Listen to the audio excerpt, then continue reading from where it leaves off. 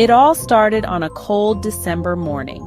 I was in 6th grade, and my school required us to attend an overnight retreat at Blackwood Camp, a remote forested retreat house known for its eerie silence. The retreat was supposed to be a peaceful time for reflection before graduation, but what happened there still haunts me to this day. The morning of the trip was chaotic as usual. My classmates and I packed our bags, chatting excitedly about the overnight stay.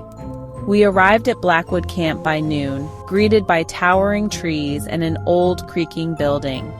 The place looked abandoned, dusty windows, ivy creeping up the stone walls, and a strange, musty smell in the air. The rooms were simple, lined with bunk beds.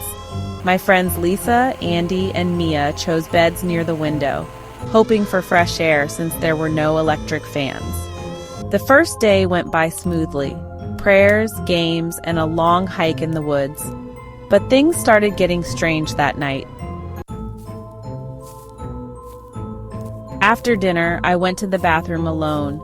The hallway leading to it was dimly lit, and every step echoed in the silence. When I entered, I checked the stalls, empty. But as I was fixing my hair in the mirror, I heard it. Drip, drip, drip, the sound of water leaking. I turned to check the sink, but all the faucets were dry. My stomach twisted. Then the light above me flickered. My breath hitched as I saw something in the mirror, a shadow standing behind me. It was faint, almost transparent, but I could see it. A woman in a tattered dress, her face hollow, her mouth twisted in a silent scream. I spun around. No one was there. Heart pounding, I bolted out of the bathroom and back to my room, pretending nothing had happened. I didn't tell Lisa, Andy, or Mia. I didn't want them to think I was crazy. That night, as we lay in bed chatting, I glanced out the window and froze. There, beneath the massive mango tree, stood a girl in a white dress, her face hidden by her long black hair. My mind raced. Was she one of the other students? Had she gotten lost? I nudged Lisa and pointed. "Do you see that?" Lisa Vio, "Do you see that?" Lisa squinted. "See what?" Lisa Vio, "See what?" I turned back to the window. The girl was gone. A chill crept up my spine. Maybe it was just my imagination. But as I lay in bed, trying to convince myself I was just seeing things, something cold touched my arm. I gasped and sat up. Lisa did too. "Did you feel that?" she whispered. "Lisa, did you feel that?" I nodded. Neither of us spoke after that. We just curled up in bed, hoping morning would come soon. At around 2 a.m., I woke up to the sound of footsteps, slow, dragging, moving across the dormitory. I sat up and saw her, a woman dressed in white, walking between the beds. I couldn't move. My body felt frozen in place.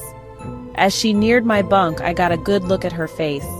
Her cheek was torn open, her skin blackened, and blood dripped from her matted hair.